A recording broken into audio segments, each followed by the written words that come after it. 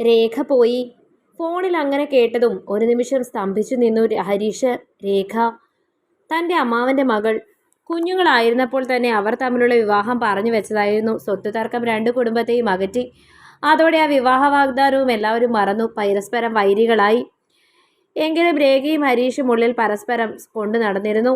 അവർ നിറമുള്ള തങ്ങളുടെ ഭാവി മെനഞ്ഞു. ഉണ്ടാകാൻ പോകുന്ന കുഞ്ഞുങ്ങളെപ്പറ്റി വരെ സ്വപ്നം കണ്ടു. അനന്തു എന്ന ആദ്യത്തെ കൺമണിക്കിടാൻ വരെ പേര് കണ്ടുപിടിച്ചു. പലവട്ടം ഇരുകൂട്ടരും അത് നടക്കില്ല എന്ന് പറഞ്ഞ് വിലക്കിയിട്ട് പോലും. രേഖയ്ക്ക് കല്യാണാലോചനകൾ വരാൻ തുടങ്ങിയപ്പോഴാണ് ഹരീഷ് അവളെയും കൂട്ടി നാടുവിടാൻ തീരുമാനിക്കുന്നത്. രാത്രി വരാം, ആരും കാണാതെ ഇറങ്ങി വരണമെന്നെല്ലാം ചട്ടം കെട്ടി. പൂർണ്ണ സമ്മതത്തോടെ രേഖ ഇറങ്ങി വരാമെന്ന് പറഞ്ഞു. ഹരീഷ് ഇല്ലാതെ തനിക്ക് ജീവിക്കാനാവില്ലെന്ന് അവൾക്ക് ബോധ്യമുണ്ടായിരുന്നു. എങ്ങനെയോ അവരുടെ പദ്ധതി പാളി. രാത്രി അവൾ ഇറങ്ങി വന്നപ്പോൾ അവളുടെ വീട്ടിലെ എല്ലാവരും അറിഞ്ഞു. അച്ഛനും ആങ്ങളമാരും കൂടി ഉപദ്രവിച്ച് ഹരീഷിന് ജീവൻ മാത്രം ബാക്കി വെച്ചു. ഉപദ്രവിക്കരുതെന്ന് പറഞ്ഞ് കരഞ്ഞ രേഖയ്ക്കും കണക്കിന് കിട്ടിയിരുന്നു. പിന്നീട് അവളെ വീട്ടുതടങ്കലിലാക്കി. അച്ഛൻ്റെ ആഗ്രഹപ്രകാരം ഏതോ ഒരാൾക്ക് കല്യാണം കഴിച്ചു കൊടുത്തു. സമ്മതിച്ചില്ലെങ്കിൽ ഹരീഷിൻ്റെ ബാക്കി വെച്ച ജീവൻ കൂടി അവർ എടുക്കുമെന്നതായിരുന്നു ഭീഷണി. അവന് വേണ്ടി അവൾ കല്യാണത്തിന് സമ്മതിച്ചു. ഒരു പോലീസ് കോൺസ്റ്റബിൾ ആയിരുന്നു അവളെ വിവാഹം കഴിച്ചത്.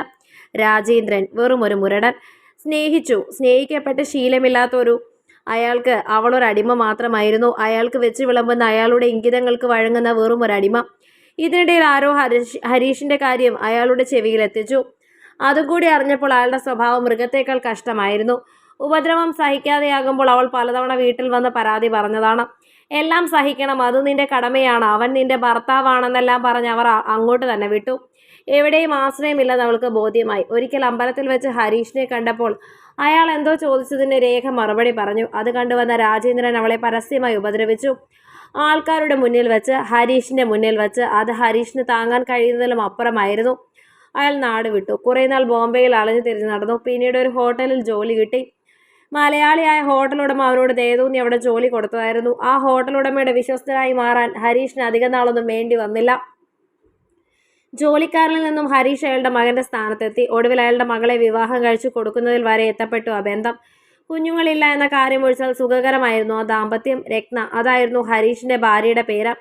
ഹരീഷ് എന്നാൽ അവൾക്ക് പ്രാണനായിരുന്നു. ഹരീഷിന് രേഖയെ അത്ര പെട്ടെന്ന് മറക്കാൻ കഴിഞ്ഞില്ലെങ്കിലും രത്ന ആ മനസ്സിൽ ഇടം പിടിച്ചിരുന്നു. കുഞ്ഞുങ്ങളില്ലാത്ത ദുഃഖം രണ്ടുപേർക്കും ഉണ്ടായിരുന്നു. ഒരിക്കൽ ഡോക്ടറെ കാണിച്ചപ്പോൾ രത്നയ്ക്ക് എന്തൊക്കെയോ കുഴപ്പമുണ്ടെന്ന് ഡോക്ടർ പറഞ്ഞിരുന്നു. ഒരു കുഞ്ഞുണ്ടാവുന്നത് ഇത്തിരി പ്രയാസമാണെന്നതും. അതവളെ ആകെ തളർത്തിയിരുന്നു. താൻ പേടിക്കേണ്ട, നമുക്കൊരു കുഞ്ഞിനെ ദത്തെടുക്കാമെന്ന് പറഞ്ഞപ്പോൾ അവൾ പൊട്ടിത്തെറിച്ചു. സ്വന്തം കുഞ്ഞല്ലാതെ മറ്റൊരു കുഞ്ഞിനെ പറ്റി അവൾക്ക് ചിന്തിക്കാൻ പോലും കഴിഞ്ഞില്ല. പിന്നീട് ഞാനും അതിനെപ്പറ്റി ഒന്നും പറഞ്ഞ് അവളെ ബുദ്ധിമുട്ടിച്ചില്ല. നാട്ടിൽ പോകുന്നത് നന്നേ വിരളമായിരുന്നു. പോയാലും രേഖയുടെ കാര്യം മനഃപൂർവ്വം അന്വേഷിക്കില്ലായിരുന്നു. കാരണം മനസ്സ് വിഷമിപ്പിക്കുന്ന എന്തെങ്കിലും മാത്രമേ അവിടെ നിന്നും അറിയാനുണ്ടാകൂ എന്ന് ഹരീഷിനും ഉറപ്പുണ്ടായിരുന്നു. വെറുതെ അതോർത്ത് മനസ്സ് അസ്വസ്ഥമാകും. തനിക്കൊന്നും അതിൽ ചെയ്യാനില്ല എന്നൊക്കെയുള്ള തിരിച്ചറിവ് കൊണ്ടാവാം മനഃപൂർവ്വം അവളെപ്പറ്റി ചിന്തിക്കാതിരുന്നത്. ഇതിനിടയിൽ എപ്പോഴോ രേഖയ്ക്കൊരു ആൺകുഞ്ഞുണ്ടായെന്ന് അമ്മ പറഞ്ഞു കേട്ടിരുന്നു. അച്ഛൻ്റെ മരണശേഷം അമ്മയെ കൂടി ബോംബെയിലേക്ക് കൊണ്ടുവന്നതോടുകൂടി നാടുമായുള്ള ബന്ധം പൂർണ്ണമായി മറ്റു. രേഖയുടെ മരണവിവരം ഏതോ ഒരു ബന്ധു വിളിച്ച് അറിയിച്ചതാണ്. അയാളുടെ ഉപദ്രവം സഹിക്കാൻ വയ്യാഞ്ഞിട്ട് അവൾ സ്വയം തൂങ്ങി മരിച്ചതാണെന്നും അല്ല അയാളെ കൊന്നു കെട്ടിത്തൂക്കിയതാണെന്നും രണ്ട് വർത്തമാനമുണ്ട് അത്രേ നാട്ടിൽ. പോകാൻ തോന്നിയില്ല. തുളസിക്കതിർ മുടിയിൽ ചൂടി കിലുങ്ങുന്ന പാദസരമിട്ട് പട്ടുപാവാടയും ഇട്ട് ഹരിയേട്ട എന്ന് വിളിച്ച് മറ്റാരോടെങ്കിലും മിണ്ടിയാൽ മുഖം വീർപ്പിക്കുന്ന ആ പഴയ പാവം പെണ്ണാണ് മനസ്സിൽ. അവളുടെ ചിത്രം മാത്രമാണ് മനസ്സിൽ ഉള്ളത്. അതങ്ങനെ തന്നെ ഇരുന്നോട്ടെ. വെള്ള പുതച്ച് അന്ത്യയാത്രയ്ക്കായി കിടക്കുന്ന അവളെ കാണാൻ വയ്യ. മനസ്സ് അസ്വസ്ഥമായിരുന്നു. എങ്കിലും അതിനെപ്പറ്റി കൂടുതൽ ശ്രദ്ധിക്കാതിരുന്നു നോക്കി. രേഖയും അവളുടെ ഓർമ്മകളെയും മനസ്സിന്റെ ഏതോ ഒരു കോണിൽ അടച്ചുപൂട്ടി. അല്ലെങ്കിൽ എനിക്ക് മുന്നോട്ട് പോകാൻ കഴിയില്ല എന്ന പൂർണ്ണ ബോധ്യമുണ്ടായിരുന്നു. അത് കഴിഞ്ഞ് 2 വർഷം കഴിഞ്ഞാണ് രത്നയും അമ്മയും കൂട്ടി നാട്ടിലേക്ക് പോയത്. അപ്പോഴേക്ക് അമ്മാവൻ പത്തിയിടാൻ താണിരുന്നു. ഞാൻ വന്നിട്ടുണ്ടെന്ന് അറിഞ്ഞപ്പോൾ ആരുടെ അടുത്ത് എന്നെ ഒന്ന് കാണണമെന്ന്, ഒന്ന് വരാൻ കഴിയുമോ എന്നും പറഞ്ഞയച്ചു. അമ്മ കൂടി നിർബന്ധിച്ചപ്പോൾ അമ്മാവനെ കാണാൻ വേണ്ടി പോയി. രത്നയും കൂട്ടി. അമ്മ വരുന്നില്ലെന്ന് പറഞ്ഞപ്പോൾ ഞാൻ പിന്നെ നിർബന്ധിച്ചില്ല. അവിടെ പോയപ്പോൾ തന്നെ ആദ്യം കണ്ണുകൾ പോയത് പശുവിന് വൈക്കോൽ കൊടുക്കുന്ന ഒരു 4 വയസ്സുകാരനിലേക്കാണ്. രത്നയും അവനെ തന്നെ നോക്കുകയാണെന്ന് മനസ്സിലായി. പ്രതീക്ഷിച്ച പോലെ ചെയ്തു കൂട്ടിയതിനൊക്കെ മാപ്പ് പറയാനായിരുന്നു അമ്മ വിളിച്ചത്. തിരിച്ചൊന്നും പറയാതെ എല്ലാം കേട്ടു നിന്നു.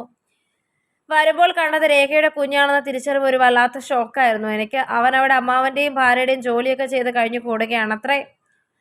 ഒരു 4 വയസ്സുകാരനേക്കാൾ ജോലി അവനെ കൊണ്ട് ചെയ്യിപ്പിക്കുന്നു. പോലീസുകാരൻ മറ്റൊരു വിവാഹം കഴിച്ചത്ര. ഇവനെ ആർക്കും വേണ്ട. കേട്ടപ്പോൾ നെഞ്ചു വിങ്ങുന്നത് പോലെ തോന്നി. അവനെ അടുത്തേക്ക് വിളിച്ച് അവന്റെ പേര് ചോദിച്ചു. അനന്തു.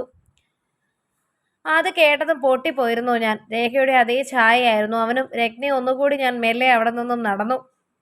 അവൾക്കിത് സങ്കടകരമാകുമെന്ന് അറിയാമായിരുന്നു. അതുകൊണ്ട് തന്നെ എല്ലാം അവിടെ ഉപേക്ഷിച്ചു. പക്ഷെ അവളെന്നെ വിളിച്ചു. ഈ കുഞ്ഞിനെ ഇവിടെ ഇങ്ങനെ നിർത്തിയിട്ട് നിങ്ങൾക്ക് പോകാൻ കഴിയുമോ എന്ന് ചോദിച്ചു. ഇന്ന് ഞങ്ങൾ ബോംബെയിലേക്ക് തിരിച്ചു പോവുകയാണ്. അമ്മയും ഞാനും രത്നയും. ഞങ്ങളുടെ നടുവിൽ അവനുണ്ട്, ഞങ്ങളുടെ അനന്തു. എനിക്കിപ്പോൾ ഉറപ്പാണ് എന്നേക്കാൾ നന്നായി രത്ന അവനെ സ്നേഹിക്കുമെന്ന്. വിചാരിച്ചത് പലതും കിട്ടില്ല ജീവിതത്തിൽ. അപ്പോഴും നമുക്ക് ചെയ്തു തീർക്കാൻ എന്തെങ്കിലുമൊക്കെ ഉണ്ടാവും. ഇതുപോലെ